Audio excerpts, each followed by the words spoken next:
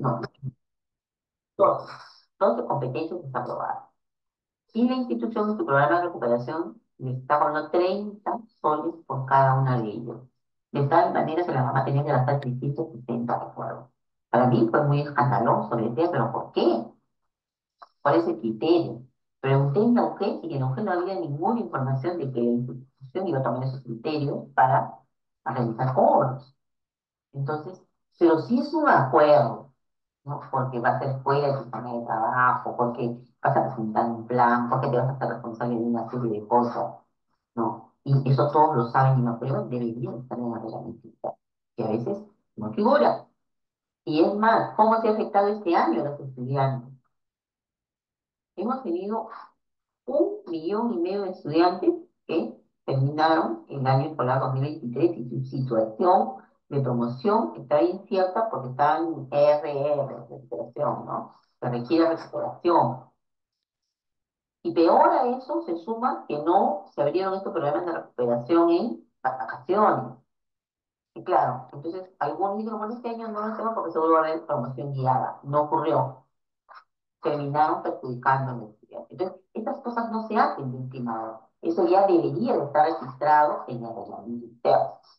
Las fechas de evaluación, de tal manera que no haya una profesora que, bueno, ella quiere evaluar los 10, y el día 15 otro grupo y el otro grupo el 30.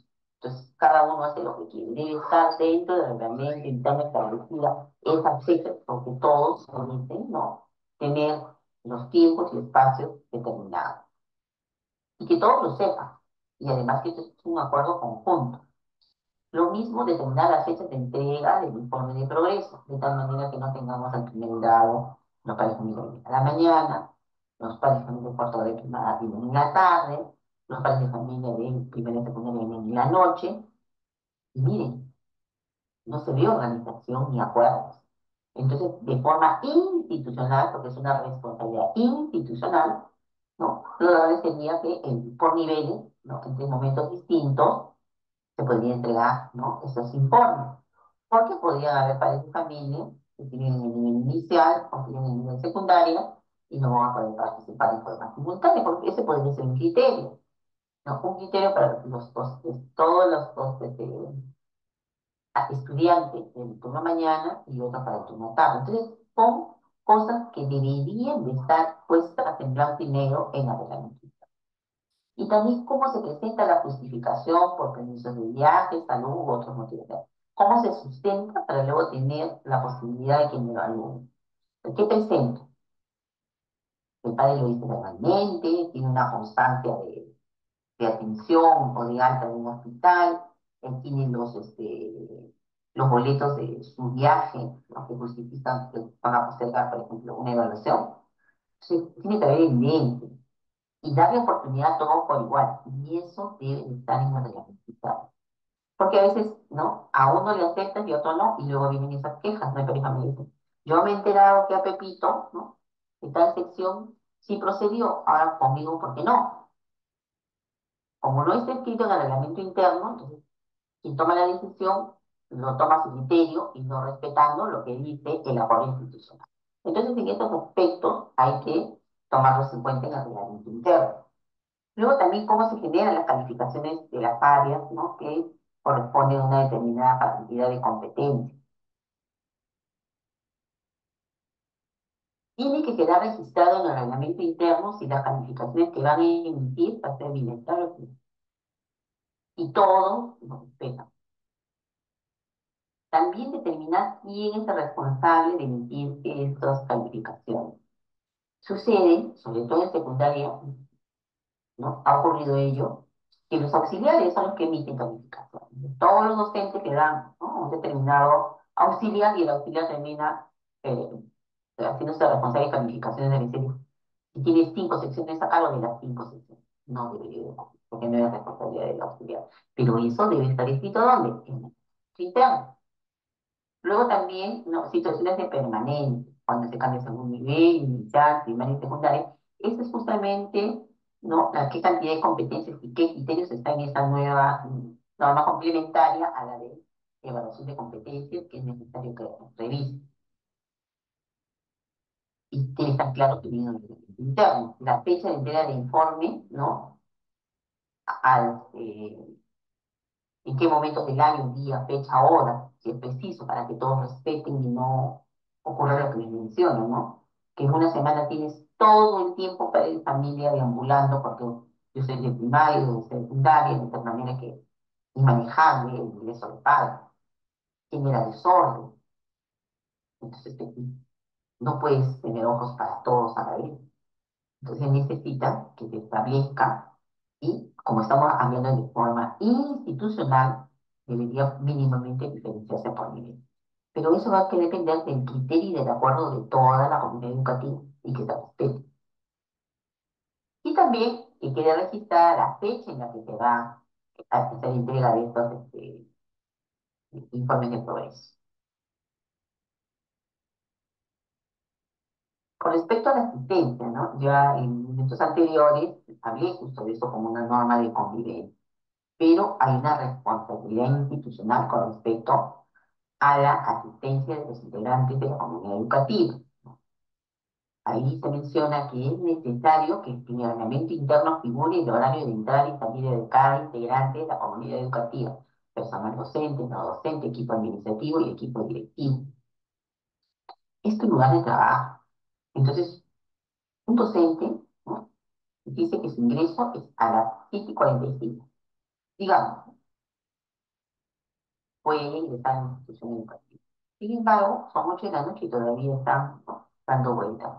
La pregunta es, ¿el director sabe, ¿no?, que tienes uno, dos, tres, que ha cumplido su jornada laboral pero siguen dentro de la institución? ¿Qué dice tu reglamento interno frente al uso de los ambientes de la institución educativa fuera de la jornada? Entonces, por eso se establece la jornada laboral y una, ¿no?, que todos cumplen con su jornada de trabajo de acuerdo a la ley, no, al marco de la ley, pero tienes que dar esa flexibilidad de ingreso y salida, ¿no? De una media hora, una hora, porque pues hay que acomodar cosas, ¿no? Y yo no puedo llegar a la institución educativa, llegar de inicio de clases a las 8. A las 8 firmo, pero entre que camino, llevo todas mis cosas, y después chile y recién estoy en mi hora, no estoy cumpliendo mi jornada de trabajo. He respetado mi hora de ingreso, pero no de mi jornada. Entonces esas cosas tienen que quedar claras, y en general para todos, incluye el director, ¿no? El director de una institución educativa, dando el ejemplo y actuando de forma transparente, no debería de faltar un solo día a su institución educativa. Si tiene que tener una actividad, ¿no?, primero llego a mi institución educativa y luego me desplazo. Y yo sé que las mujeres, ¿no?, con el tiempo han ido, ¿no?, colocando su atención a los directivos siempre en la tarde, para que no se genere estas situaciones de que el director, ¿no?, diga, se justifique que está en los hechos. Salvo que hay un documento, ¿no?, que está convocado, que está sustentando porque no está en el área de trabajo correspondiente. Por transparencia, porque es necesaria la figura del director en los ingresos y la salida, porque tienes a tus estudiantes, porque los padres de familia están observando, ¿no? Entonces, esa es la figura del director también, dentro de esa responsabilidad. No hay excepción para nadie, todos deberían tener registrados en dicho y salida. Luego, establecer un horario de entrada y salida de estudiantes, y aquí también se presentan una serie de situaciones, ¿no?, que ahí están terminados en agresión al estudiante. El horario de entrada no podría ser a las 8. Si a las 8 brinda el servicio, el estudiante debe llegar antes, ¿no? ¿Qué tan antes? Entonces, si la institución dice, la institución educativa y el grado establece que su hora de entrada para estudiantes, porque va a poner otro para docentes, ¿no?, todo el personal no docente, mencionar así, ¿no?, 7:30 de la mañana, siendo su hora de salida a la 1 de la tarde. ¿Por qué es necesario que eso esté así clarísimo en un documento como este? Porque hay padres de familia que por diversas razones o por comodidad, ¿no?, dejan a sus hijos a la hora que ellos creen conveniente. Entonces vamos a tener padres de familia que a las 6 de la mañana dejan a su menor de edad dentro del colegio. Y tenemos un personal que se olvida de su responsabilidad y permite el ingreso a las 6 de la mañana de un estudiante, donde no tienes ni auxiliares, ni personal administrativo, directivo, no tienes a nadie. Ese estudiante se puede accidentar, ese estudiante puede ser objeto de algún tipo de agresión. No hay ninguno, no hay nadie que se refiere a mí. Sin embargo, ¿no? El responsable, ¿no? Del ingreso a la institución educativa se lo delega a quien, al personal, ¿no? Responsable de puerta. ¿Y dónde está la responsabilidad institucional? Si tú estableciste en tu reglamento interno tu hora de entrada, ese es el momento en que te abre la puerta de tu institución. Otra cosa es tu horario escolar, ¿no? En donde recibes, ¿no? Un servicio educativo. Y otra cosa es el ingreso. Y esto es algo que no se encuentra en el reglamento interno, en que yo insisto, debe de figurar. ¿Qué pasa si un padre de familia, a pesar que lo pide en el reglamento interno, ¿no? Una hora establecida, el padre lo deja a las 7? Es su responsabilidad, porque no les van a dejar, ¿no? Ingresar porque el acuerdo ha sido que a las 6:30 se ingrese. Y lo mismo es el retorno, ¿no? Hay padres de familia que saben que la una termina su jornada y tiene un menor de edad que no se traslada solo a su domicilio y necesita ser acompañado por su papá, mamá o adulto responsable de su persona. Llega a las 3, 4 de la tarde, la profesora o el personal, ¿no? Sigue con el niño. Si la docente, tutora, ya cumplió su jornada, hoy tengo un estudiante, el reglamento interno dice que se debe quedar acompañando al estudiante o a quien delega la responsabilidad, porque sigue siendo un menor de edad que está dentro de la institución y eso genera una responsabilidad. Eso dice el reglamento interno de un lado, piénsenlo, porque se han generado una serie de situaciones sobre eso. Hay docentes que me han contado que 7 de la noche era como si no existiera nadie y que se han visto la necesidad de llevar al estudiante a su domicilio. ¿Por qué a las 7 de la noche, no? Un padre no había podido olvidar que tiene que ir a una institución educativa cuando estudia en turno mañana, ¿no? Y en otras situaciones, y con mejor criterio, ¿no? Tanto el director de la institución educativa y el docente se van a la comisaría a dejar constancia, o a veces solicitando la presencia de la comisaría de un policía al domicilio, haciendo ver, ¿no? A qué horas está entregando al niño y en qué condiciones, porque son menores de edad. Eso es lo que debe primar en este reglamento interno, la responsabilidad que tiene la institución frente a menores de edad que llegan en condiciones óptimas y deberían de retornar a su hogar. Y que ocurren ciertas situaciones que se tienen que prever. Y eso va mucho con el tema de los horarios, de los ingresos, de las salidas, de los usos que le vamos a los también. Yo no digo que está mal que los docentes se queden a trabajar fuera de su jornada, un tema de planificación o algo, pero tiene que tener conocimiento quien la autoridad, tiene que estar en el reglamento interno el procedimiento. Si un docente o los docentes hacen uso de la infraestructura de la institución educativa, comunican, ¿no? El objetivo de la reunión. Y al director le corresponde el monitoreo para ver si se cumple el objetivo de la reunión. No te vas a quedar contándote la historia de tu vida, cuál fue tu última novela o película favorita, ¿no? Hacer vida social. Estás dentro de una institución educativa con responsabilidad. Y entonces eso debería de estar, ¿no? Bien clarito en esta parte del reglamento interno. Luego, con el tema ya más formal, que es registrar sobre todo la asistencia de estudiantes en el CIAGIN, implementar mecanismos de registro y seguimiento de la asistencia de los estudiantes. Eso también es algo que debería estar reglamentado. Un artículo más o menos como culminar la primera hora de la jornada, ¿no? El responsable pasará cada aula de la institución educativa preguntando por el número de asistentes, el número de alumnos que llegaron tarde, por ejemplo, y de los que faltaron. Tres cosas muy puntuales, ¿no? Entonces, mi aula, parto grado A, el colegio Miguel Grau, tengo 30 estudiantes.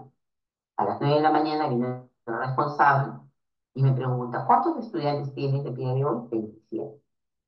¿Cuántos llegaron tarde? Uno. ¿Cuántos han faltado? Dos.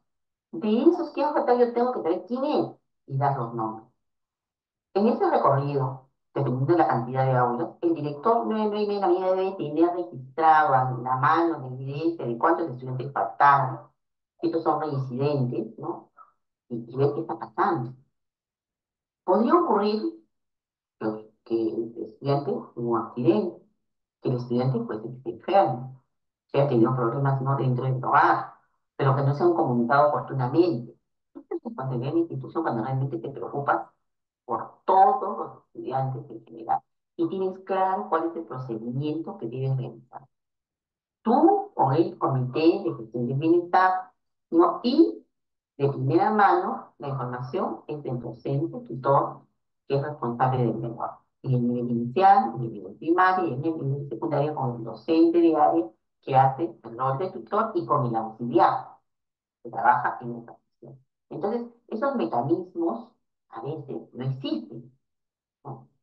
Llega alguien a visitar a la institución educativa, por ejemplo, el especialista, hace sus actividades de monitoreo, le pregunta al director, y ese es en el momento que llama al secretario, a quien se le cruce, y ya, me averigua, no me dio corrido. Debería ser una práctica permanente. Entonces, eso a manera de recomendación.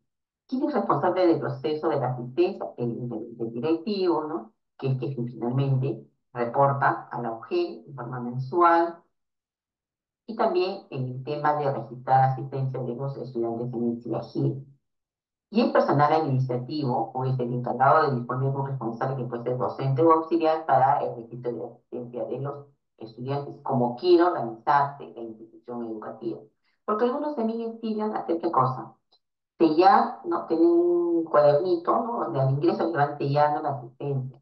Correcto, eso podría ser, digamos, no una responsabilidad, que uno tiene que tener todo el día registrado, su asistencia, pero eso no va, lo que basta es quien es responsable en el aula, tiene el rol de tutor, tiene la responsabilidad de hacer justamente el primer seguimiento entre los asistentes, las asistentes y las tardantes. ¿Viste? ¿Cómo establecer la jornada de trabajo? ¿No? Se define, ¿no? Por cada integrante, como ya les había mencionado, porque tienen distintos, ¿no? Dice el director 40 horas cronológicas, los docentes en promedio 30 horas pedagógicas, el personal administrativo tiene horas cronológicas, no es sustancia, lo que son 7 horas, punto 45, pero hay más normativos. Luego también tomar en cuenta, ¿no? Lo que corresponde al equipo administrativo docente, como ya les mencioné, y luego los mecanismos de atención en caso de inasistencia tardanza de los integrantes de la institución educativa. Y aquí voy a nuevamente a referirme a la Ley General de Educación, donde establece en uno de sus artículos que ningún estudiante debe ser retornado a su hogar por tardanza. Ninguno, ningún estudiante, eso dice la ley. Les invito a revisar, leer, y es algo que debería de estar bien escrito, pero lo intentar. Porque acuérdense que si un estudiante tarde por alguna razón, lo dejas en la puerta de la institución, le cierras la puerta y dices que no le vas a abrir, que no va a ingresar, puede pasarle un accidente. ¿Y qué dice la ley? Está prohibido que la institución, ¿no? Impida que el estudiante ingrese a la institución educativa por tardanza. Eso les recomiendo que debería estar claro dentro del reglamento interno. ¿Qué haces una vez que ingresa? Inmediatamente va a su aula a recibir la sesión, o de repente tiene un momento de reflexión, no de castigo, de reflexión, de indagar porque está llegando tarde. ¿Qué tal sucede que es un niño de primer grado con el que mucho no vas a poder conversar? Y resulta que el motivo de su tardanza no es culpa del niño, porque el niño tiene que venir acompañado del adulto, porque no se sabe desplazar solo. No es culpa de él que su desayuno salga tarde. No es culpa de él que la mamá no tenga el uniforme, ¿no? En forma adecuada. Entonces, ahí hay un trabajo que la institución, en el tema de asistencia, no solo tiene que trabajar con el estudiante, también con la familia. Luego, el quinto elemento de la estructura del tratamiento interno pasa por los mecanismos. Una, de atención a las familias, ¿no? Ya lo he ido ya mencionando, ¿no? ¿Cuál es el procedimiento para la atención, ¿no? ¿Cómo se hace? ¿Quién es el primero que atiende, ¿no? En determinados procedimientos cuando viene? hacer una entrevista directamente porque va a comunicar al director o al tutor, porque se les ha citado, porque se tiene que hacer algún trámite dentro de la institución educativa. Entonces los procedimientos deben estar claros y visibles. Luego también identificar las necesidades de la institución educativa, ¿no? Para la atención a la familia. Establecer horarios de atención, ¿no? En qué hora, de lunes a viernes los atiende de 8 a 1, pues establezco horarios que todos conocen. Y en la medida de lo posible, diría el 99% debería de cumplirse. ¿Cuándo sería una excepción? Cuando ocurre una situación de emergencia comprobada. Si hay evidencia de emergencia, que el padre, pues no, que los miércoles no se les puede atender a las 11, pero está dada la situación de emergencia, tendríamos que hacer la excepción y atenderlo, porque hay alguna gente que, ¿no? que está suscitando la presencia del padre. Muy distinto a que la mamá, ¿no? En un momento cualquiera diga, el lápiz de mi hijo, la loncherita de mi hijo, el cuaderno de mi hijo, la tarea de mi hijo, el material de mi hijo. No, porque eso no pasa por un tema de responsabilidad del padre y también del menor, si de paso, ¿no? Que debe saber qué es lo que necesita, ¿no? Cuando va a llegar a la institución educativa a recibir el servicio educativo. Entonces, es necesario que todo lo que estoy mencionando sea trabajado con los padres de familia representados y que estos acuerdos que se convierten en artículos de reglamento deberían de figurar claramente. También los mecanismos para la resolución de conflictos. Cuando estos se producen entre estudiantes, gente, el personal de la institución y aquellas que involucran a la familia. Entonces van a presentar N situaciones. Me miró, me insultó, me rompió el cuaderno, me metió cable, se ha agarrado mi borrador, mencionando desde las cosas más sencillas hasta las más, ¿no? grandes. Un niño corriendo, le puso el pie y el niño se cae y se rompe la cara, por mencionar alguna situación. Entonces, ¿cómo se procede? ¿Quién primero actúa? Eso, ¿no? Ese mecanismo de cómo ante determinadas situaciones que son, por ejemplo, manejables dentro del aula, evidentemente es el tutor. Pero si es fuera del aula, también debería de aquí, en el reglamento interno, decirse cómo es este mecanismo. ¿Qué pasa si dos docentes entran en discusión, siempre están mandándose indirectas, no se hablan? Hay actividades en que los dos necesariamente deben de participar y resulta que uno de ellos dice, como está María, yo no participo. ¿Cómo, no? Se solucionan estos temas? Porque estoy mencionando lo más lejos. Como hay otras simple y llanamente que terminan en grandes peleas llegando hasta las manos. Adultos dentro de la institución educativa.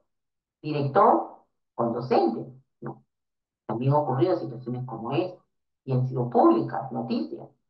Entonces, debemos de ver cuáles son esos procedimientos que vamos a, ¿no? buscar resolver situaciones de conflictos en esto, con estos tres integrantes de la comunidad educativa. Luego también los mecanismos de derivación de casos a instituciones aliadas. Tienes una institución aliada. Para la institución educativa, el área de salud, la de MONA, la Comisaría de la Mujer, la Fiscalía de Familia, la Fiscalía de Prevención del Delito, entre otros, porque se van seguramente a presentar algunas situaciones que voy a necesitar de alguna de estas instituciones. Y luego también funciones de la institución como un espacio de protección de la infancia y adolescencia. Entonces aquí también es importante cómo la institución protege, ¿no? a los estudiantes. ¿Qué sucede?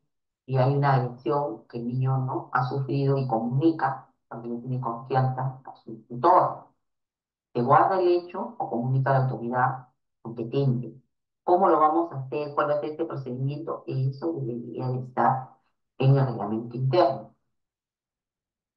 ¿Qué sucede, no? Cuando un adulto, sea este el profesor, el personal administrativo o hasta el propio director, agrede al estudiante? Y más grave aún cuando hay una agresión sexual. ¿Qué hacemos?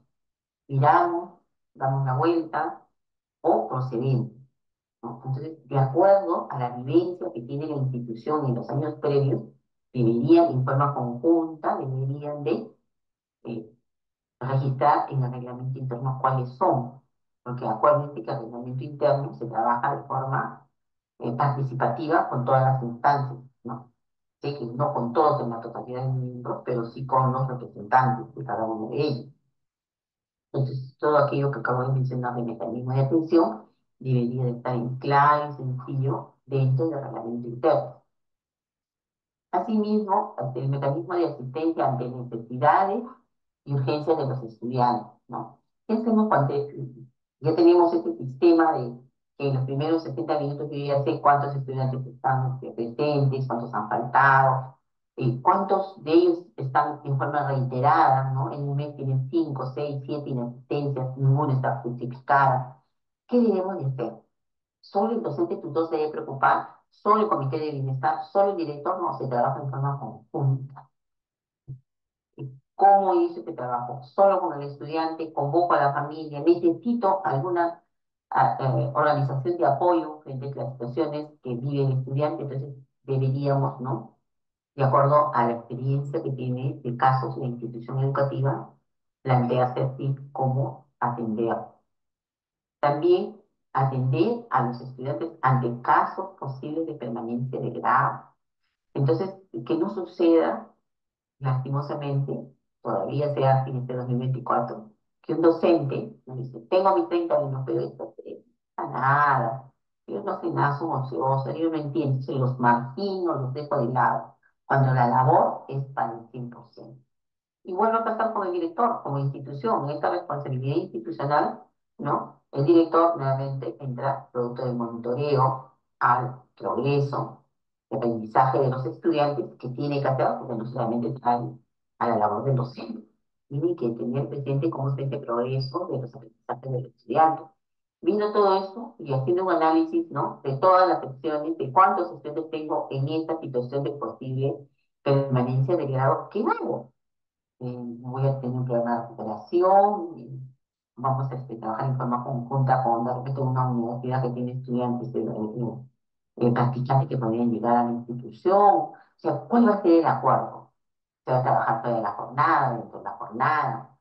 Esas cosas no deberían de ser improvisadas, lo que deberían de ser es planificadas y estar dentro del reglamento interno.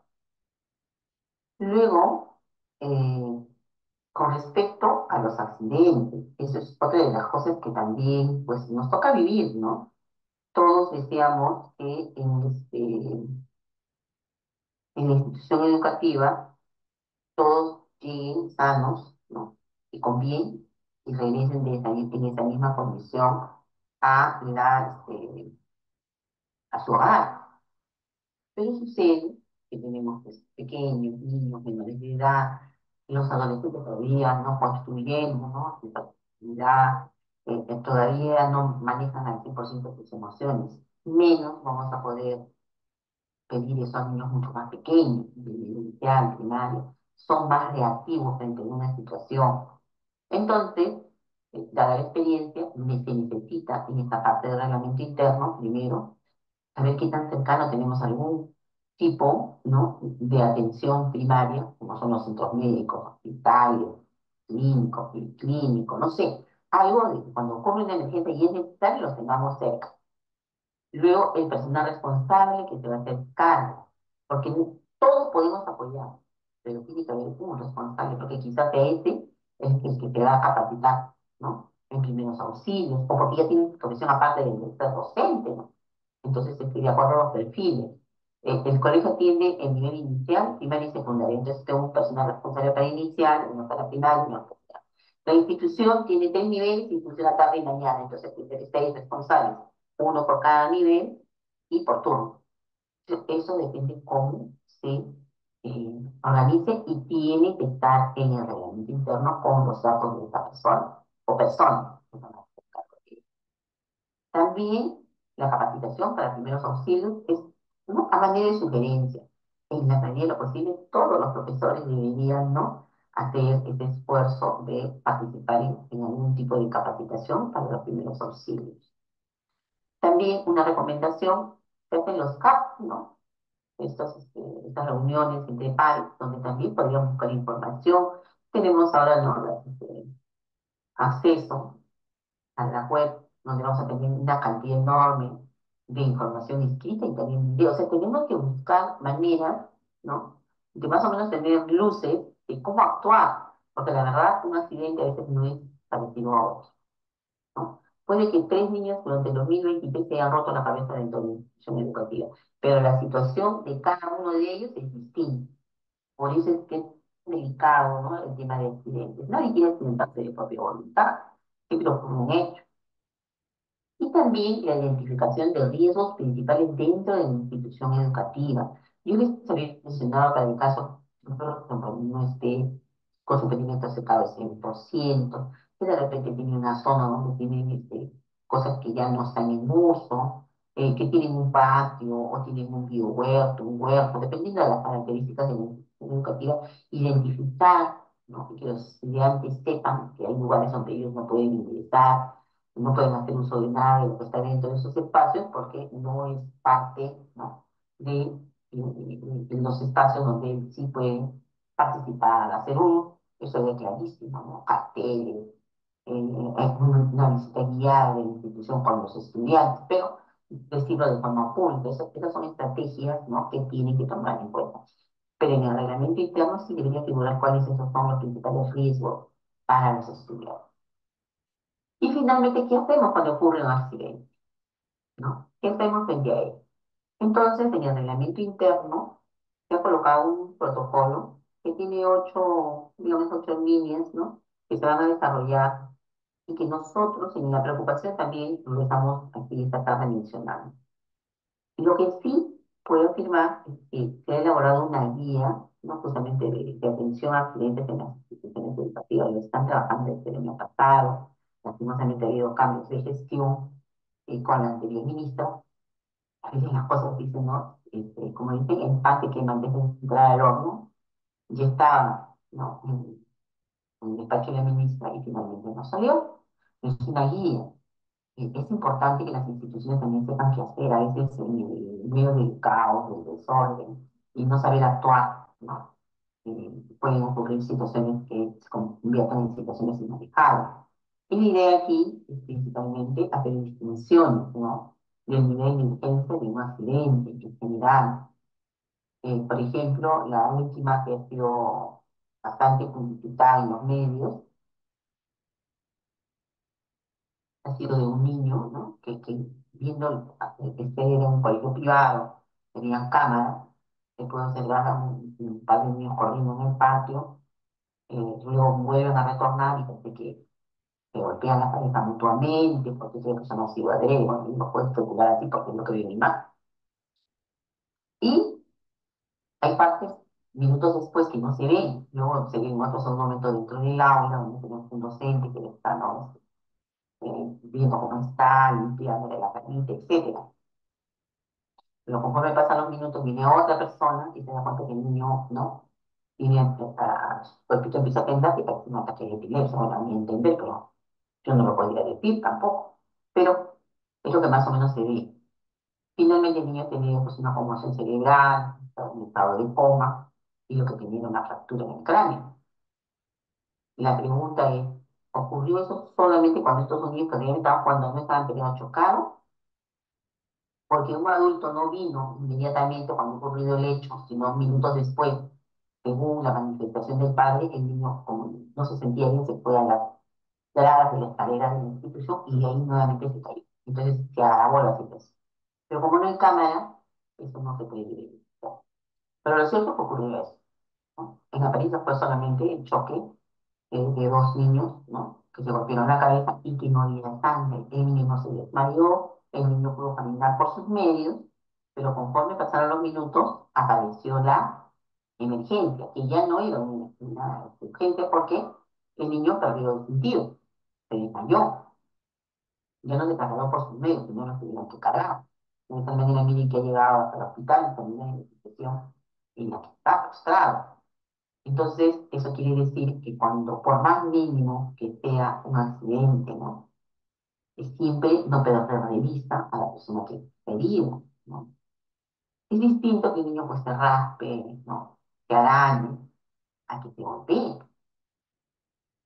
¿no? Eso hay que aprender a diferenciar. Los que hemos trabajado en aula, somos profesores, sabemos, por la experiencia, pero nunca la realidad, porque no somos médicos.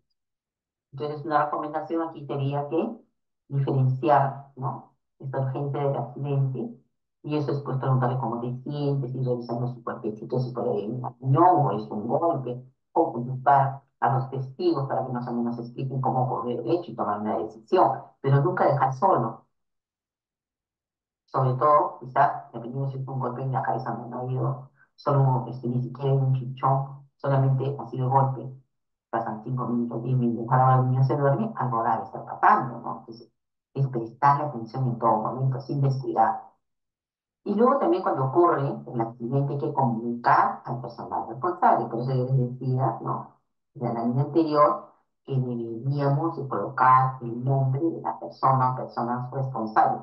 No quiere decir que el niño herido va a esperar que venga el responsable, ¿no? El adulto más cercano vendrá. Pero una vez que llega el responsable, ¿no? Empieza, ¿no? A evaluar la gravedad buscando evidencia, lo más rápido posible, dependiendo de qué tan grave es el asunto.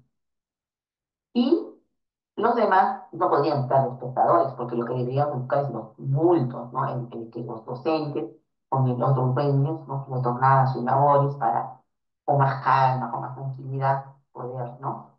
Atender a él.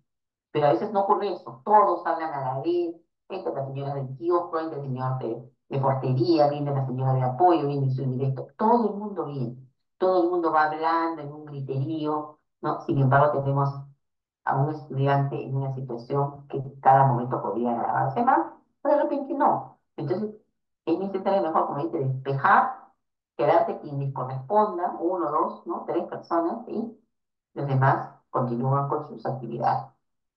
Eso sería, ¿no? Pero para eso hay que pensar, para eso hay que mantener calma, mesura. Por eso es importante ver el perfil de la persona que va a asumir, o las personas que van a asumir esta responsabilidad.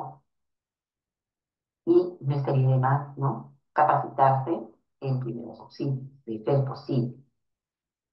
Luego también comunicarse con el centro de atención médica ¿no? Esa información, ese directorio lo más rápido posible. También comunicar a la familia, sobre todo, ¿no?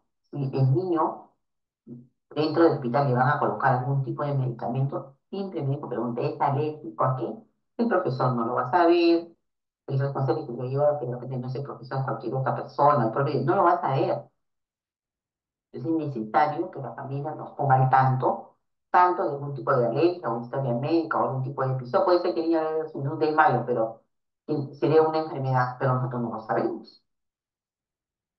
Entonces, para eso es necesario, ¿no? Comunicarse de inmediato con la familia. Ahora, la familia, al ser información personal del estudiante, no tendría por qué comunicar a todos, ¿no? Eso ya es criterio de la familia, de qué tan urgente o no, qué tan importante o no es que lo sepa quién, su docente tutor y quizás el director. Y siempre hacerlo conocer en forma formal, de manera muy formal, que puede ser una carta, ¿no? Tanto el director como cualquier docente. Pero en situaciones de emergencia a veces, como menciono una vez más, podrían ocurrir alguna de estas cosas. Entonces, por eso es importante una primera acción es la comunicación con la familia. Y aquí también pasa otra cosa, que cuando pedimos, ¿no? Cuando llenamos la ficha, actualizamos los datos del estudiante, pedimos el de la mamá o el papá. Deberían ser de ambos o los adultos mayores, y por lo menos el de tres teléfonos. Y algún otro más. Siempre, si no funciona el primero, el segundo, alguien nos tiene que atender. Igual pasa también en general por estos directorios. Deberíamos tener por lo menos tres teléfonos o tres contactos mínimos para que nos podamos comunicar lo más rápido posible. Y también es bueno comunicar a la familia qué es lo que ha sucedido con el niño, cómo se ha actuado paso a paso, ya para que también la familia lo tome en cuenta.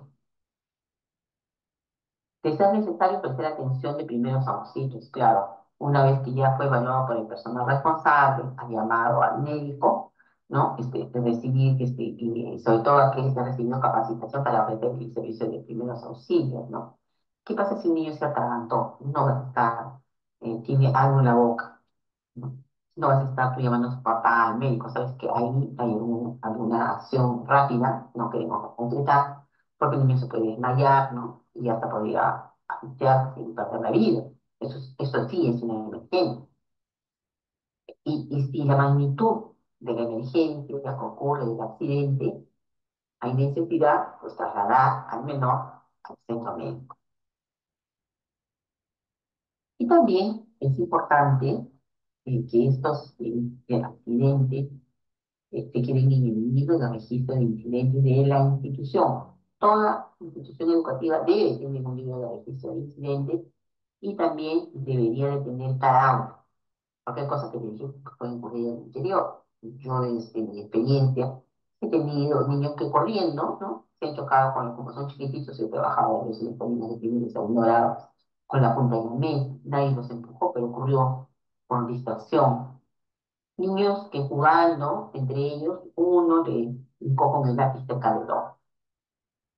Niños que de un momento a otro comienzan a pelear y se arañan, se jalan el pelo, ¿no? Entonces, un niño queda con la cara con rasguños. Eso no es una emergencia, ¿no? Es algo que ocurre, que puede ser atendido rápidamente y que tiene que quedar registrado en el cuaderno de incidencias del aula. Pero otra cosa es lo que ocurre fuera del aula, ¿no? Y que atañe, ¿no? A, a toda la institución. Y también ocurren hechos graves dentro del aula. Como fue hace varios años, ¿no? Que un estudiante trajo un revólver de su papá, que es policía, lo trajo escondido, igual al aula, lo empezaron a manipular y terminó, pues, ¿no? Perdiendo la vida de uno de los compañeros. Eso ya traspasa situaciones, ¿no? Que a veces los estudiantes traen cosas que no corresponden y terminan luego convirtiéndose en accidentes, ¿no? En situaciones de accidentes, ¿no? Por manipular o hacer uso indebido porque ellos no tienen ni la edad ni la expertise para estos elementos. Entonces, eso también, ¿no? Cuando se presentan situaciones como esta, pues es de inmediato, ¿no? Conforme vas trasladando, vas comunicando a la familia. Entonces, que estas cosas queden registradas y también, de ser posible, cuando ocurren este tipo de cosas, que hay un informe médico, cualquier evidencia de todo, cómo es este proceso de la atención inmediata, debería de quedarse en el registro de incidentes. Porque es una manera en que la institución, para una cosa de situación mayor o grave, le queda como evidencia que respalda que actuó de forma pertinente, en el tiempo adecuado, con los protocolos adecuados, respetando lo indicado en su reglamento hospital. ¿Cómo atendemos, ¿no? En la emergencia con el resto de la comunidad educativa? Una vez que ocurre un hecho, ¿no? Ves un estudiante que se desmayó, se agarró la cabeza, podría tener una fractura expuesta. Entonces vas a tener a un público, ¿no? Que por algunas circunstancias para comentar, para decir lo que puede ser dada la circunstancia, porque se conmueven, se asustan, y tienes a todos alrededor. Les mencionaba que la idea sería que retornen a sus aulas y que se trate de comunicar, ¿no? Cómo han sucedido los hechos sin incrementar ni disminuir nada, ¿no? Con la finalidad de que ellos se sientan tranquilos, que sepan que han sido bien atendidos. Pero lo que no puedo es estar, ¿no? Divulgando qué edad tenía, quién es su papá, cómo se llama, porque ese es un tema más de confidencialidad, es de protección de datos del menor. Entonces, eso no podía ocurrir. Pero sí mencionar, ¿no? Cómo ocurrió el hecho y sobre todo cómo la institución, ¿no? Les garantiza su seguridad actuando de forma inmediata, ¿no? Y correcta. Entonces, eso hace que el estudiante, ¿no? Vuelva a su nivel y esté más tranquilo, más sosegado para continuar con el servicio educativo. Pero si hacemos que reine el caos, realmente luego ya no se puede retomar, ¿no? Entonces, eso es cómo se maneja también esta atención de emergencia, no solamente con el herido, sino también con toda la comunidad educativa. Hasta aquí vemos lo del reglamento interno. Y en esta lámina lo que hacemos es la ruta de cómo se elabora el reglamento interno en la institución educativa, ¿no? Hemos hablado de la elección de los responsables de los tres comités, que deben establecer un cronograma para elaborar o actualizar el reglamento interno, como en este caso va a ser actualización. convocar a la sociedad, a la comunidad educativa para que debe sensibilizar, socializar el diagnóstico institucional, porque no necesitamos otro, ya lo tenemos en el PI. Y esta nos sirve como base, ¿no? Para ir viendo qué cosas están afectando a la institución y cómo las debemos de mejorar. Luego, la elaboración y actualización con la participación de la comunidad educativa en el reglamento interno. Y el proceso de aprobación, ¿no? La versión final, remite el director convoca con EI, presenta el reglamento interno, se valida y finalmente una aprobación formal que es con una resolución directoral. Para el caso de las instituciones educativas privadas, quien elabora esta guía, perdón, este instrumento de gestión es el propietario o el promotor de la institución educativa. Esa es su responsabilidad. Que cuando desea actualizar, ¿no? Podría indicar a directores, eso queda dentro de sus criterios. Pero el responsable en este caso es el propietario o promotor de la institución educativa de este instrumento de gestión. Es totalmente distinto al de una institución educativa pública. ¿Cómo evaluamos el reglamento interno? ¿No? Podría ser reuniéndose los que cumplen el rol de tutor, que se comparta lo escrito en el libro de incidencias del aula que se hacía referencia, y muy institucional, pero cada aula también lo debería de tener. Podría también realizarse una encuesta, ¿no? De forma representativa de la comunidad educativa para medir la convivencia. Quizás en una encuesta de 3 preguntas, 4 preguntas, no hay necesidad que sea tan extensa, ni tampoco tomarlo a toda la institución, sino de forma representativa. Tengo 100 alumnos al día, trabajo un número representativo del 10%. Tengo 8 profesores, bueno, es manejable, ¿no? Puedo realizar una encuesta con 8. Pero si yo tengo 70, 80, definitivamente no va a ser para todos, ¿no? Pues un número representativo. También participar en talleres, sobre todo con las familias, ¿no? Para ver si realmente el reglamento interno ayuda, ¿no? A resolver conflictos o problemas de convivencia en la institución educativa. Y por último, de manera anónima, podrían colocar, ¿no? Cómo está funcionando el reglamento interno de la institución educativa a través de un buzón de sugerencias, ¿no? Donde libremente cualquier miembro de la comunidad educativa coloca su parecer, ¿no? O lo que considere pertinente o en que se podría mejorar, si está haciendo un documento que realmente todos pueden cumplir. Hasta el tema anterior, ¿no? De cómo elaborar el reglamento interno, se ha concluido, ¿no? El reglamento interno. Pero esta tarde yo quiero aprovechar con un tema eh, que deberíamos tener presente todos, estimados especialistas y directores que me acompañan esta tarde. ¿Cuál es el código de conducta de buen trato a niñas, niños y adolescentes en el ámbito escolar? Y que esta, ¿no? Sobre todo, atañe a los servidores. Este código de conducta es el anexo 1 de la guía de gestión escolar. Yo sé de paso, les invito a que todos los directores deberían de leer. Hay muchas de las cosas que luego les sirven, sobre todo para la elaboración del PAC, que está realizando las funciones de los comités. ¿Sí? ¿Por qué hago esto? Porque guarda relación también, ¿no? De cómo cambiar las conductas que a veces, en buenas intenciones, sin necesidad de causar mal, se siguen haciendo, ¿no? Entonces hay que tomar en cuenta, primero eso, luego no olvidar nunca jamás que nosotros somos responsables de menores de edad dentro de una institución educativa. Entonces, en este código de conducta de buen trato, hay deberes y prohibiciones del servidor, del sector público, todo lo que trabajamos dentro de la institución, así clarito lo digo, todos. Primero, cuidar la integridad de los estudiantes. Ya les dije, ¿no? El padre de familia manda a su hijo en buenas condiciones de salud, estado físico, debería retornar. En todo momento, los adultos somos responsables de cuidar la integridad. Luego también de tratar con consideración y no discriminar bajo ninguna circunstancia. También es un deber evitar el favoritismo, o sea, tener a mi engreído, al más colaborador, ¿no? Este es mi alumno que siempre yo le encargo cosas, no, definitivamente no debería, porque ahí estás, ¿no? Eh, discriminando a uno de otro. sin distinción, todos merecen ser tratados con consideración. También llamar a los estudiantes por nombres y o apellidos, no sobrenombres, no apodos, y menos todavía, ¿no? Con eso motivar a los estudiantes y compañeros a hagan lo mismo, ¿no? Por ejemplo, un profesor dice, ya llegó el gordito, el flaquito, el ocioso, ¿no? Cuando este niño tiene nombre y apellido. Y esta mala conducta del adulto hace que sus compañeros también lo traten igual.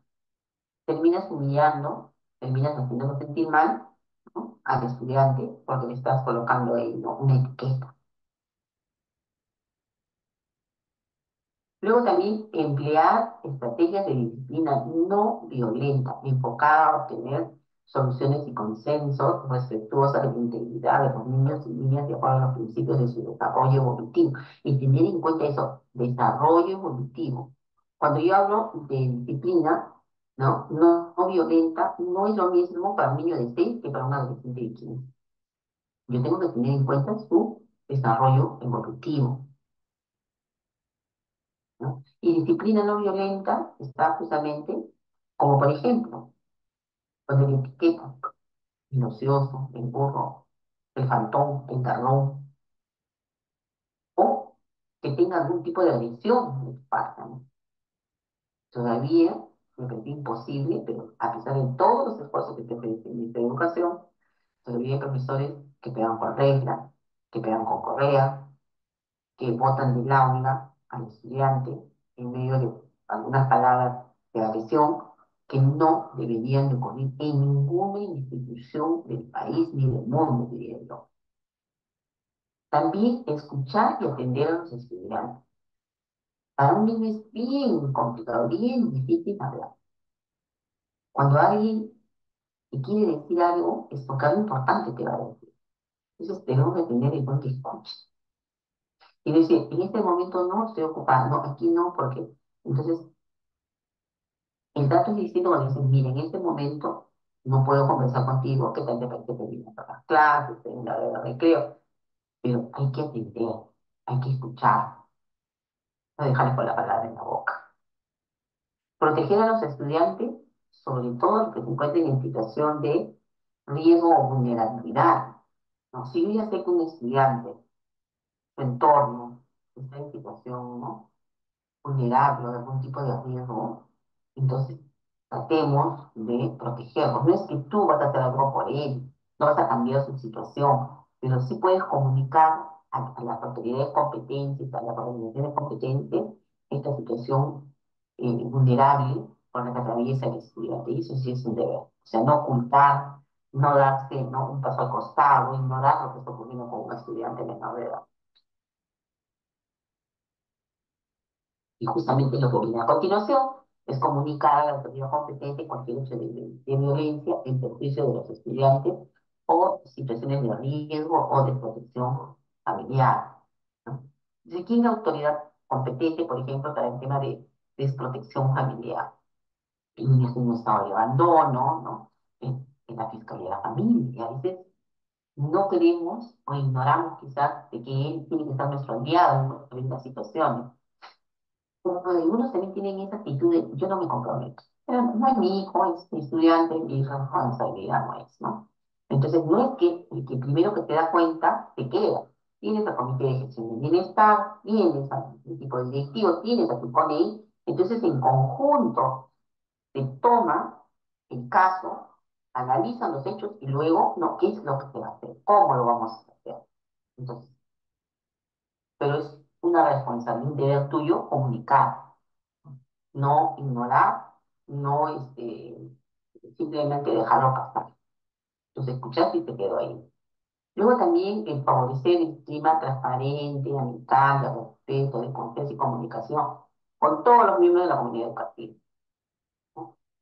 Y entonces eso pasa cuando hablamos de, yo puedo ser amigo de todos, con respeto sí, pero tengo que darme cuenta de que un docente puede ser amigo de su estudiante. Estamos hablando de madurez evolutiva.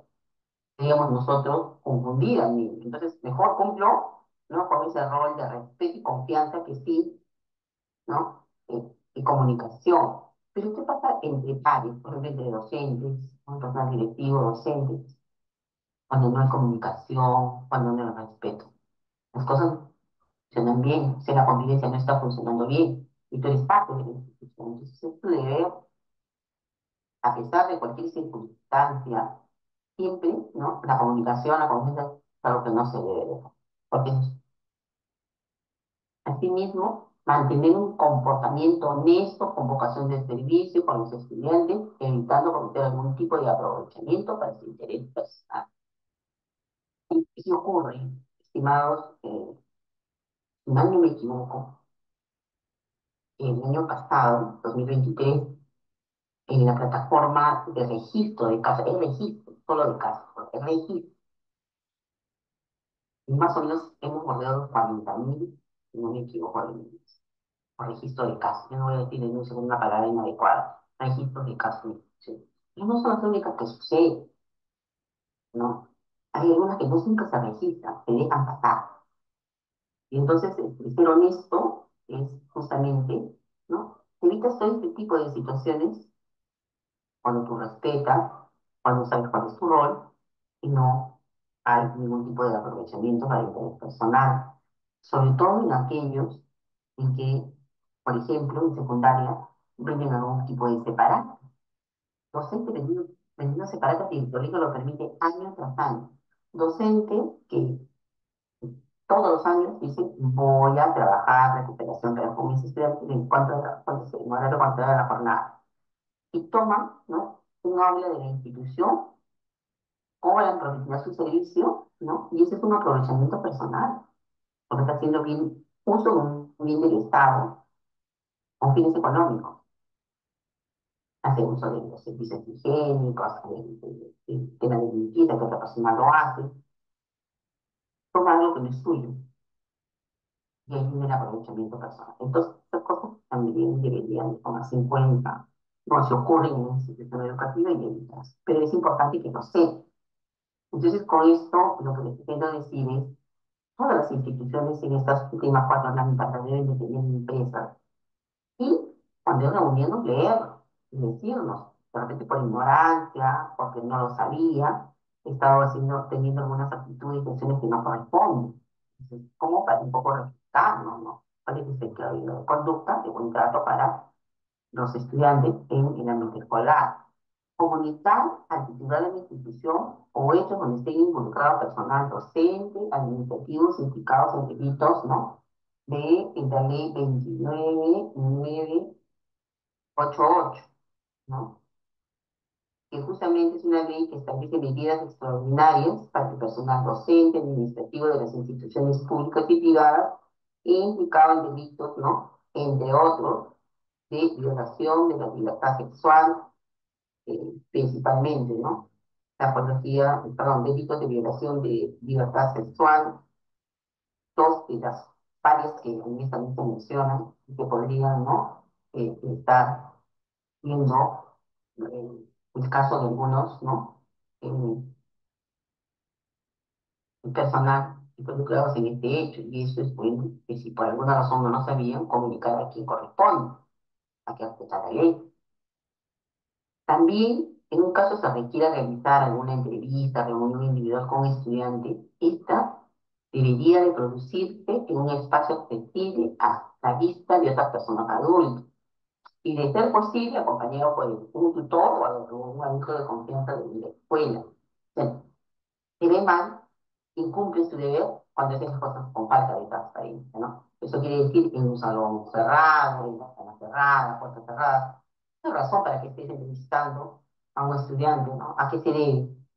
Y aún si hablas de tutoría, tendrías que hacerlo de forma transparente, ¿no? Y eso es cuidar mucho tu integridad y la del estudiante teniendo las puertas abiertas, por ejemplo, ¿no? No es porque encerrar. Entonces, ese es un deber. Y en el peor de los casos, y lo más honesto sería pues, que esté en presencia de un familiar, porque ya no está dentro de tu jornada laboral ni es parte de tu labor educativa. Entonces, con eso hay que tener mucho cuidado. ¿Y cuáles son las prohibiciones? Justamente esas prohibiciones que a veces se ignoran es las que generan la cantidad de casos que tenemos pues registrados, ¿no? De las que conocemos y de las otras, ¿no? Más que no conocemos. Entonces, solicitar información personal. Esto también debería estar en el reglamento interno. O sea, ¿qué situación hay para que un adulto solicite teléfono, correo, dirección a un menor de edad? Ninguna. Pero ahora, muchos docentes, ¿no? Y algunos se quejaron conmigo que por qué eso es así. Es así porque son menores de edad. Un adulto y un menor de edad no debería ese tipo de información porque es privada, porque hay una ley de protección de los datos de los menores. Entonces, no pueden hacer su famoso grupo WhatsApp para el profesor de historia, de matemáticas, ¿no? ¿Quién es el adulto? Es padre de familia. Si un docente necesita comunicar algo a mi estudiante menor de edad, podría crear un grupo WhatsApp entre adultos, entre los padres de familia de tercero A, ¿no? Y ahí mandar el comunicado, lo que quiero, ¿no? Previo acuerdo con los padres, por supuesto, eso no es una imposición, es un acuerdo. Pero nada justifica, ¿no? Que un docente a mi grupo WhatsApp, como ahora se están estilando a los menores de edad. Y como los menores de edad todavía no terminan, ¿no? De ir madurando sus temas y situaciones de maduración, terminan haciendo cosas indebidas, ¿no? De viene el ciberacoso, como ya hemos visto en la televisión, como niños tomaron imágenes de sus compañeras y luego transformaron en vistas, ¿no? En, como fotografías pornográficas y utilizando solo el rostro eh, de los estudiantes. ¿Dónde se produjo esto? En un grupo WhatsApp. Eso hay que tener mucho cuidado con este tema. Y esto no hay una ley que prohíba, pero lo que sí hay una ley es de protección del menor y de los datos del menor. Entonces ya el solo hecho que pidas teléfono o correos, estás incumpliendo la ley. Entonces eso está terminantemente prohibido. El que ofrezcan obsequios u objetos personales, ¿no? Puede confundir la relación afectiva con los estudiantes, pues justamente eso es lo que debemos evitar. Yo, profesora, quiero entregar un obsequio a mi alumno, que es muy bueno y es su cumpleaños. Y le regalo una camisa, digamos. No tendría nada de malo si lo hago en público, y no es la razón por qué. Pero otra cosa es hacerlo escondida, ¿no? Un chocolate, una galleta, y terminan luego en situaciones nada favorables con algún, con la persona responsable, a veces el propio profesor del estudiante. Entonces es mejor evitar estas cosas. Esta prohibición simplemente no lo hace. Si hay algo, ¿no? De premiar, siempre se hace en forma pública y no en forma personal. Eso es lo que debemos evitar. También realizar ofrecimientos o promesas, ¿no? A cambio de que le tomen fotos, filmaciones o brindar testimonio. Igualmente, eso está terminantemente prohibido, porque son menores de edad. Abstenerse de tomarse fotografías o filmar videos de los estudiantes en el ejercicio del cargo, si sea el director, profesor, quien fuese, no puedes, porque son menores de edad. ¿Cuándo lo puedes hacer? Cuando tienes la autorización previa, ¿no? Y expresa del adulto, de la familia. Cuando dice previa y expresa es con una firma física, no algo verbal, no escrito en WhatsApp, no, o es en papel, ¿no? Que te quede bien, bien. Cuando ocurra algo, ¿no? No tienes como luego, ¿no? Ocurre algo indebido y no tienes luego cómo realmente saber si tuvo la conducta adecuada o inadecuada. Entonces me preguntarán, ¿y qué pasa si en mi sesión de clase, ¿no? Y en mi salud se está trabajando y yo quiero tomar eso, ¿no? Y previamente, porque las cosas no se hacen de última hora, tienes el consentimiento de todos los padres de familia, en una asamblea lo dijiste, tienes ahí un acta, bueno, tiene todo, pues, ¿no? Con fines, como dices tú, de tus labores pedagógicas. Porque también hay concursos, ¿no? De buenas prácticas de gestión escolar, las pedagógicas también.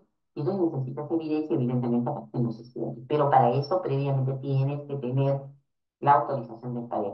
Si no, simplemente no lo hago. Aquí también se presentó la situación porque he estado brindando asistencia técnica a los responsables, a los integrantes de las redes educativas. Y entonces hay algunos que tienen esa función de monitoreo. Y como la UGEL paga a este personal, necesita llevar evidencia. Entonces, una evidencia de este personal es tomar fotos a la docente con los estudiantes. Eso está prohibido. Dice, ¿qué hacemos para generar evidencia? Estimado, le decía, la experiencia, porque también he hecho eso, me pongo en la parte posterior, tomo la foto de la docente con sus alumnos de espalda, ¿no? Y no tengo la cara de ningún menor, si es tan necesario. O por último, solo tomo foto del adulto, que en este caso que visito es al docente, ¿no? Revisando su sesión de aprendizaje. Entonces tengo que buscar estrategias de tal manera que yo no incumpla, ¿no? Algo que está prohibido. Someter a los estudiantes a cualquier tipo de maltrato físico, psicológico o trato humillante. Eso también está totalmente desterrado, ¿no? No puede. Hay situaciones en realidad en las que te sacan de tus cabales al docente, al propio director. Entonces, hay que saber, ¿no? Para la compostura de hablar de la responsabilidad que es la consecuencia de un acto, de una decisión que yo tomo. Entonces no actúo por impulso, ¿no? He ganado por la ira y termino, como pasa, niños con cabeza rota, niños que han sido golpeados, sobre todo en la cabeza contra la pared, que lo han hecho los profesores, niños que porque la profesora no le daba tiempo el permiso a los servicios higiénicos, terminaron orinándose en los pantalones, en la patita. Y ese es un maltrato. Cosas así van ocurriendo día a día en las instituciones educativas. Y nos olvidamos que está prohibido hacer este tipo de tratos y de humillaciones, entre otros. Porque les estoy dando los ejemplos más sencillos. Más sencillos, ¿no? Entonces, jalan el pelo, darle cachetadas a un niño. Todo eso ocurre. Estamos en el 2024, a pesar de todos los esfuerzos, siguen ocurriendo estas cosas. Entonces, por eso mi invocación es, impriman estas cosas láminas y compártanlos con todos los miembros de la comunidad educativa. Eso quiere decir personal administrativo, servicio, personal de apoyo que tengan, cualquier otro personal que esté contemplado y trabaje este servicio en la institución debería de tener en cuenta esta prohibición. Luego también cualquier tipo de insinuación de índole sexual o someter a hechos de violencia sexual, de hostigamiento, cualquier acto que atente contra la identidad y indemnidad sexual del estudiante. Definitivamente prohibido. Y además que está penado por ley, dicho sea de paso. Eso ya es delito. Establecer relación sentimental con los estudiantes, no, eso está prohibido. Emplear términos inapropiados de contenido sexual, ¿no? Entonces, estas no son situaciones que no se presentan, ¿no? Y que deberíamos, pues, como adultos, ¿no? Diferenciarnos. No puede una alumna de cuarto, quinto y secundaria estar con un profesor, aparte que la ley no lo permite, ¿no? No por algún atributo que tenga un estudiante, sea niña o niño, adolescente, eh, referirse a ella con esos atributos, no mencionando esos atributos, está prohibido. También está prohibido contratar estudiantes para labores no requeridas o cualquier tarea, ¿no? Inapropiada para su edad o su estado de desarrollo que vaya en perjuicio de su salud física, psicológica, de educación, de desarrollo moral y socioemocional. Entonces he encontrado situaciones en que un docente eh, que tenía el área de educación para el trabajo tuvo un grupo de 3, 4 estudiantes que salieron mal, ¿no? En su, en esta parte del trabajo.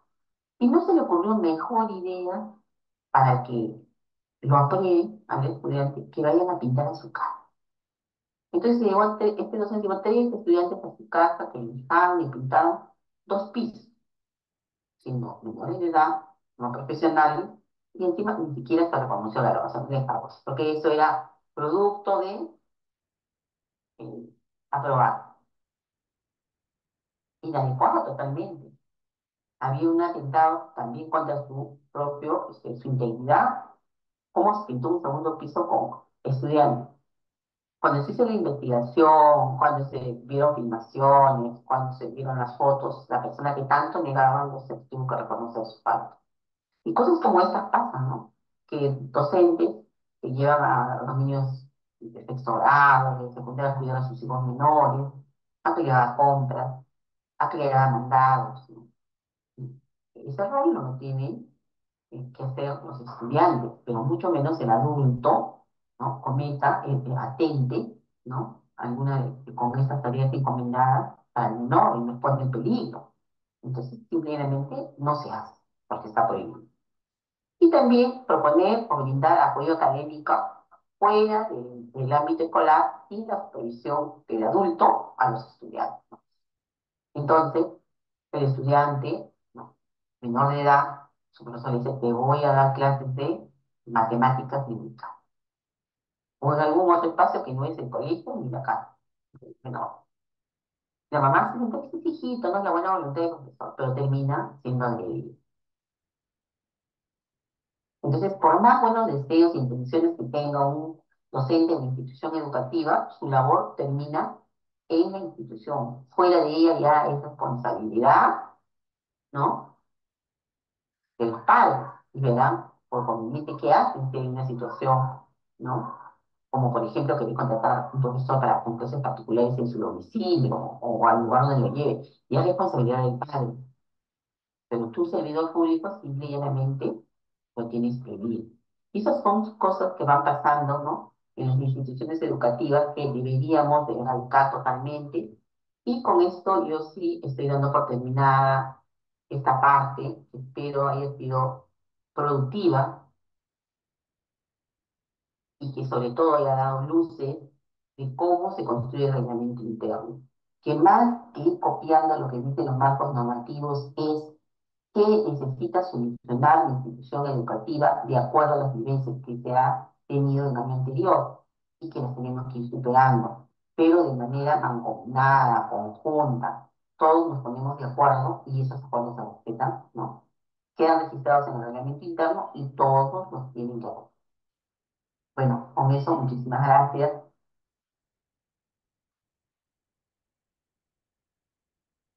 Bien, gracias Liz. Entonces, estimados especialistas, antes de pasar a la pausa, por favor, tenemos 2 minutos para que puedan registrar su asistencia a través del enlace que se está compartiendo por el chat.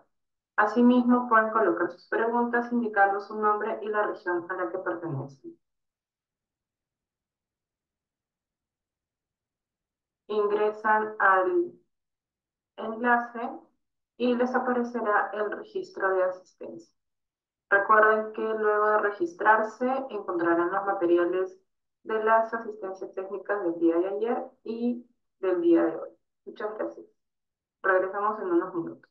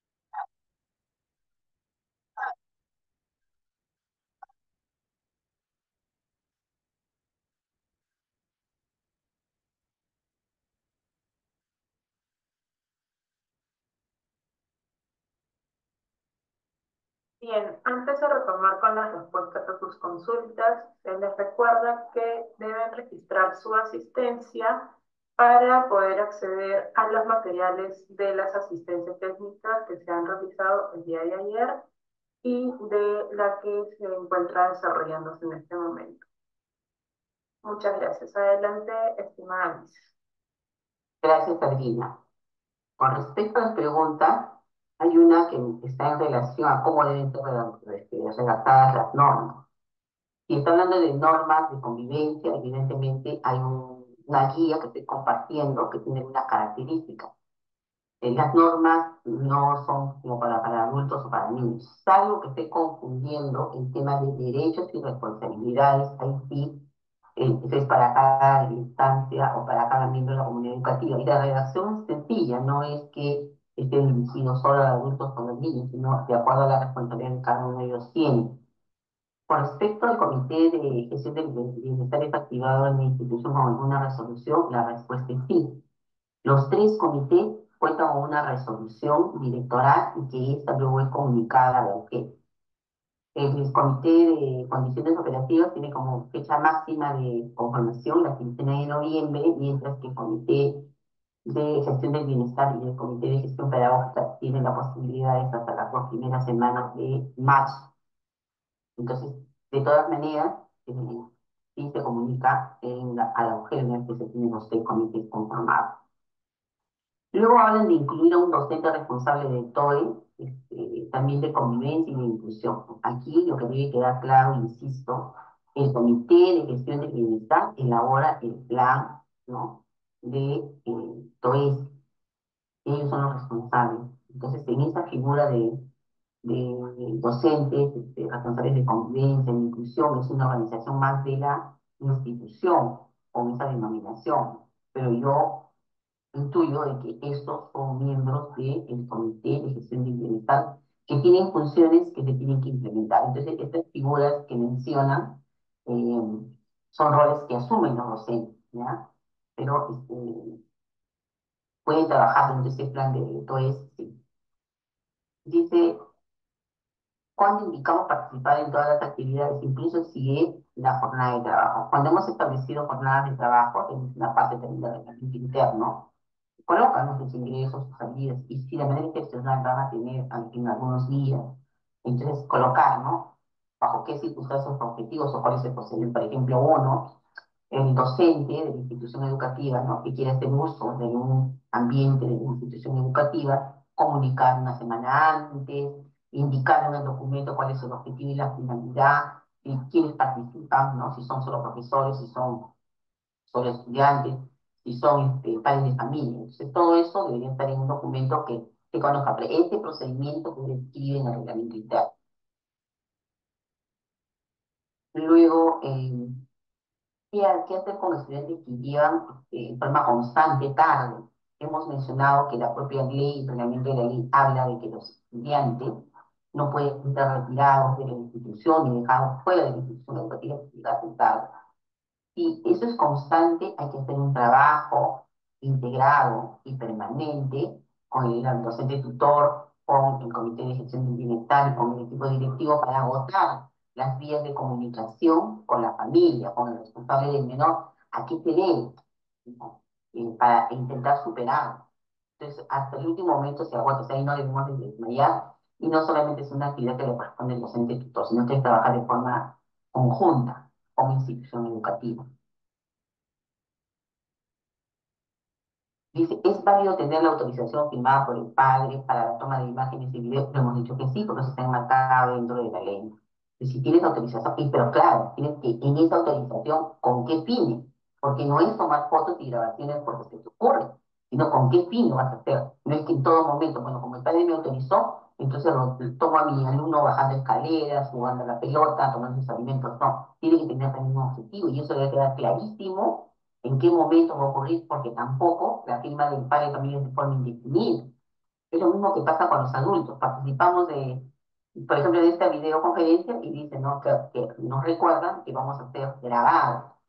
Entonces te comunican, bueno, estamos entre adultos, pero el niño, ¿no?, cuando le pides autorización al teléfono, tiene que indicarle para qué y en qué tiempo. No le vas a pedir autorización para todo el año, ¿no? En tus 39 semanas lectivas los vas a estar firmando todos los días, ¿con qué finalidad? Eso hay que tener cuidado, también que estén bien claros y precisos para qué. Luego que un profesor realice actividades deportivas fuera de la jornada laboral, entonces, sí, eso hay que indicarlo en esta norma. En primer lugar, recordemos que la responsabilidad es dentro de la institución educativa y no fuera de ella. Fuera de la jornada laboral, no hay aquí un vínculo de la institución como tal. Entonces, el padre de familia es responsable de que su hijo participe en alguna actividad deportiva fuera de su jornada laboral y fuera del laboratorio se convierte en algo particular. Pero si ese docente hace esa actividad y esas van a servir para colocar notas, para evaluar, ahí sí hay una falta grave, porque en ninguna parte no se menciona que fuera de la jornada laboral se podrían hacer este tipo de actividades. En la guía para la elaboración del reglamento interno, compartido esta tarde con ustedes, ahí está el formato, la plantilla de cómo, ¿no? Se elabora el reglamento interno con algunos ejemplos desarrollados. Dicho sea de paso, revísenlo por favor, estoy compartiendo con ustedes. Y pues nuevamente dicen, algunas áreas nos piden evidencia a través de fotos, videos de estudiantes. Tómenlos de espalda, hay que iluminar el rostro. Entonces, para evitarse todas esas cosas es mejor tener, ¿no? Autorización. De qué tan perjudicial o tan necesario es tener las fotos de los niños, ¿no? O la filmación de ellos.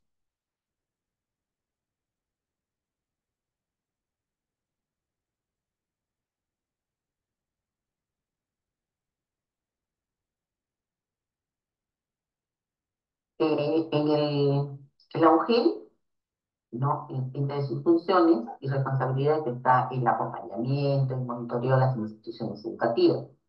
Y los especialistas, sobre todo los de gestión pedagógica, son los que visitan constantemente por, ¿no? A razones de acompañamiento a los directores y llegan a la institución educativa y tienen toda la potestad de solicitar los instrumentos de gestión, de que el docente, el director presente evidencias de que se han construido esto de forma participativa. Yo no puedo especificar qué oficina, qué área. Eso ya es la organización de la institución educativa, porque podría ir uno de gestión institucional a revisar instrumentos de gestión, sí lo puede, siempre y cuando no, así sea la organización de la institución educativa. Bueno, entonces con esto estoy dando por terminada mi participación, he respondido todas las preguntas que nos han hecho llegar, agradecerle primero de que estén con nosotros en esta jornada. Segundo, invocar a que actualice los instrumentos de gestión los directores y los especialistas que tomen a bien, ¿no? No solamente a motivar que las instituciones actualicen, adecúen los instrumentos de gestión, sino a monitorear, ¿no? Que con evidencia, que tomemos evidencia de que ha sido una construcción participativa y que sobre todo tienen conocimiento de estos instrumentos. Muchísimas gracias y que tengan ustedes un bonita tarde. Gracias. Muy bien, gracias Liz. Entonces, estimados participantes, ahora damos por finalizada este tema. Recuerden que para acceder a los materiales deben registrar su asistencia en el enlace que se está compartiendo por el chat. Muchas gracias y que tengan buena tarde.